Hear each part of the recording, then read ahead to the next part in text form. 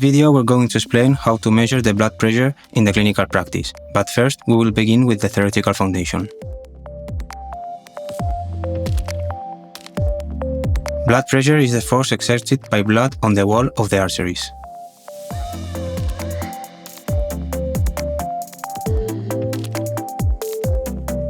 Blood pressure is subject to periodic variations that coincide with the cardiac cycle. In a blood pressure recording, these fluctuations are observed as waves. The peak of the wave is the systolic or maximum pressure value, and the lower part of the wave is the diastolic or minimum pressure value. Normal blood pressure values in a young adult male in a state of mental and physical rest and in a sitting position are 120 and 80 mm mercury for systolic and diastolic pressure, respectively. Considering the cardiac cycle, the peak of the wave corresponds to the contraction of the ventricle, systolic pressure, while the lower part of the wave coincides with the relaxation of the ventricle, diastolic pressure. Since blood pressure is equal to cardiac output per total peripheral resistance, it should be noted that systolic blood pressure fundamentally depends on cardiac output, while diastolic blood pressure depends on total peripheral resistance. In clinical practice, the auscultatory method is used through the use of a stethoscope and a mercury column sphygmomanometer, or needle aneroid. The latter one is calibrated using the mercury column sphygmomanometer.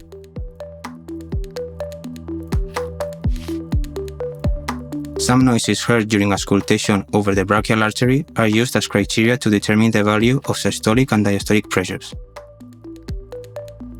These sounds are called Korotkoff sounds, and they are produced by the turbulent flow that is generated in the distal area to the partial occlusion of the artery.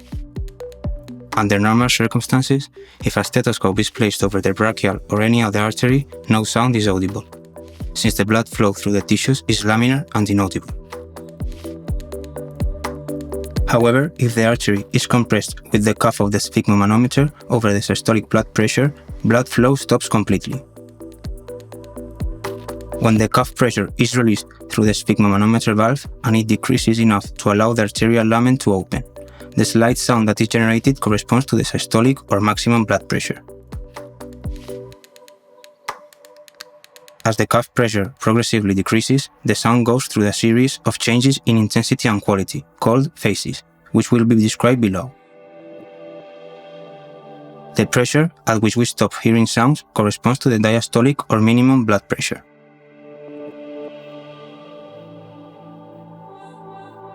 Prior to performing the technique, the patient is informed about it. You must take a break of 5-10 minutes, avoiding restlessness, nervousness, or consuming stimulating substances.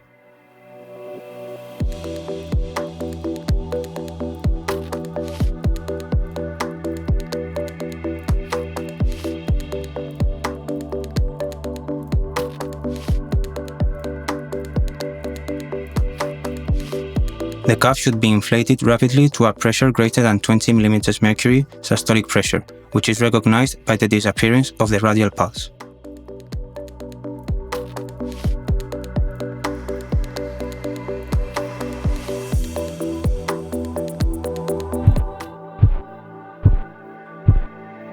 Phase 1 of Korotkoff sounds indicates systolic pressure for adults and children.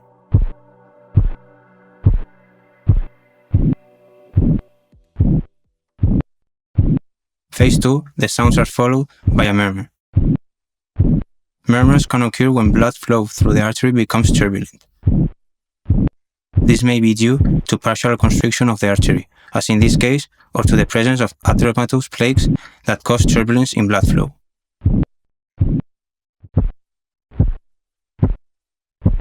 Phase 3, the murmurs disappear and the sound is clearer with greater intensity. The murmurs are the result of the flow dynamics and characteristics of the artery. Phase 4, all sounds finally disappear and they correspond to the diastolic pressure in adults.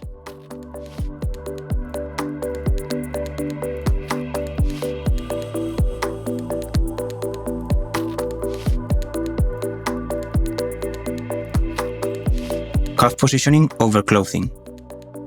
Incorrect adjustment of the cuff. Incorrect postures during measurement, such as standing or crossed legs. Talk during the technique.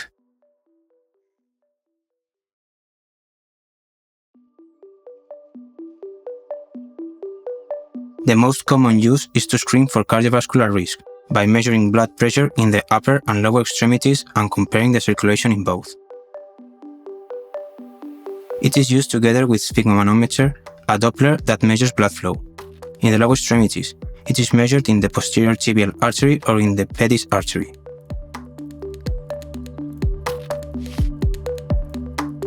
In the arms, the measurement is made in the brachial artery. By calculating the ankle-brachial index, the risk of peripheral arterial disease is assessed, which is closely related to type 2 diabetes and atherosclerosis. To correctly perform this test, we must apply conductive gel to the area where the Doppler transducer will be placed. With an inclination of 45 to 60 degrees with respect to the vessel at the measurement point of the artery and the pulse is listened. The cuff of the sphygmomanometer is inflated until the pulse disappears and then it begins to deflate slowly. Systolic pressure is recorded when the pulse first reappears in a sustained manner.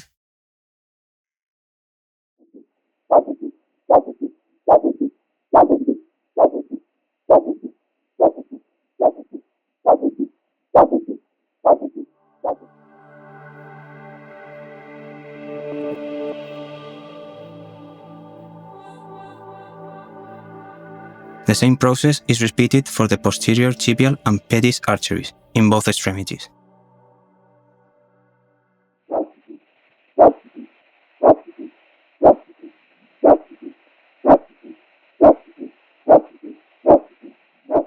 To calculate the ankle-brachial index, we will divide the systolic pressure of the ankle by that of the arm, always taking the higher one.